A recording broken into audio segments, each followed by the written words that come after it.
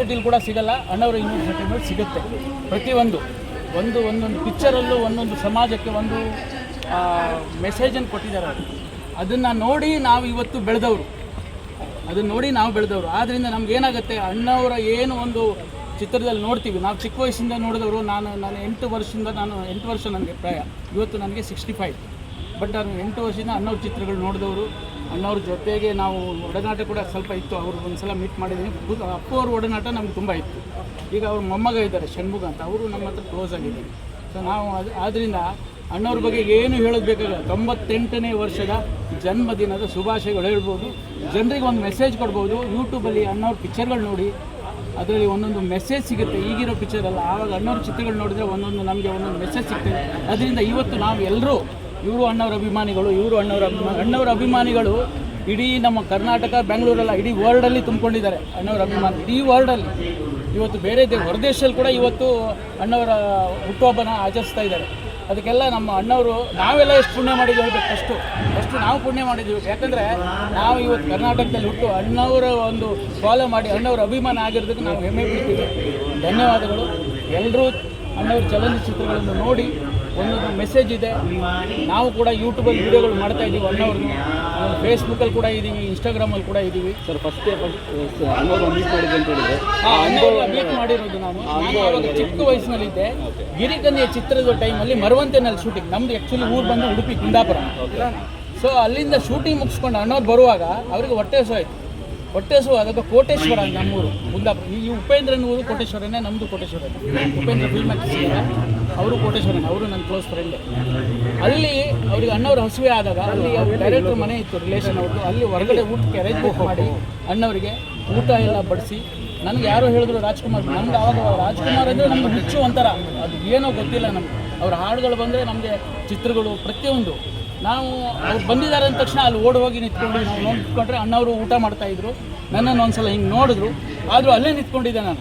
ಆಮೇಲೆ ಕೈ ತೊಳೆಯೋಕೆ ಹೋದಾಗಲೂ ಅವ್ರ ಹಿಂದೆ ಹೋದೆ. ಒಂದು ಸಲ ನನ್ನ ತಲೆ ಮೇಲೆ ಕೈ ಸವರಿಸಿದ್ರು.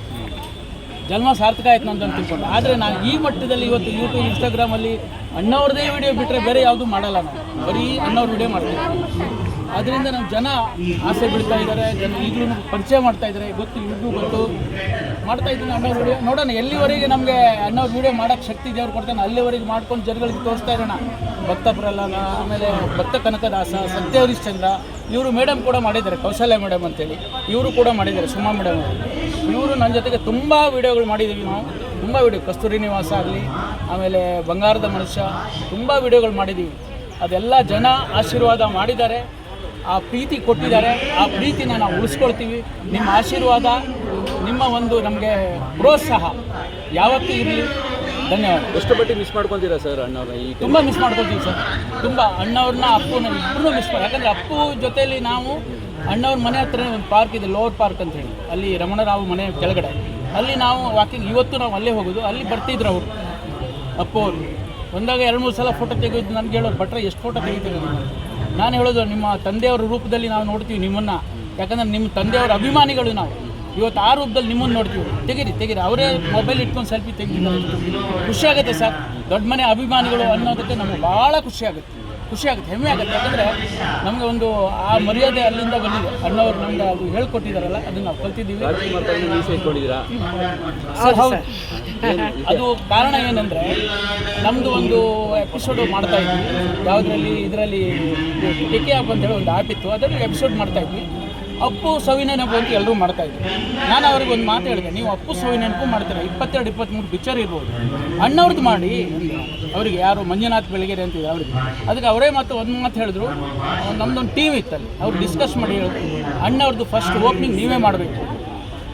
ಖಂಡಿತವಾಗ್ಲೂ ಮಾಡ್ತೀನಿ ಅಂತೇಳಿ ವಿಧಾನಸೌಧಕ್ಕೆ ಹೋಗಿ ಹೈಕೋರ್ಟ್, ಅದು 2 ಲೊಕೇಶನ್ನಲ್ಲಿ ಅಣ್ಣವ್ರು ಸೇಮ್ ಕಾಸ್ಟ್ಯೂಮ್ಸಲ್ಲಿ ಹುಟ್ಟಿದರೆ ಕನ್ನಡ ನಾಡಲ್ಲಿ ಹುಟ್ಟಬೇಕು ಹಾಡನ್ನು ಮಾಡಿದೆ.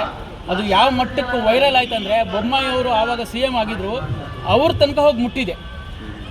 ತುಂಬ ಚೆನ್ನಾಗಿ ಮಾಡಿದ್ರೆ ಅಂತ ಅವರು ಹೊಗಳಿದ್ದಾರೆ ಅಂತ ಅವ್ರ ಕಡೆಯಿಂದ ವಿಷಯ ಗೊತ್ತಾಗಿದೆ. ಒಂದೆರಡು ಲೈನ್ ಸರ್ ನಮಗೋಸ್ಕರ ಬಾಯೆಲ್ಲ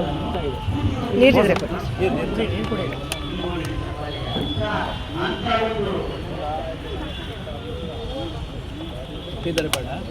ಯಾವ್ದಾರ ಜನರಿಂದ ನಾನು ಮೇಲೆ ಬಂದೆ, ಜನರನ್ನೇ ನನ್ನ ದೇವರೆಂದೇ, ಜನರಿದ್ದರೆ ನನ್ನ ಬೆನ್ನ ಹಿಂದೆ, ಹೋರಾಡಲು ನಾನೆನ್ನು ಮುಂದೆ.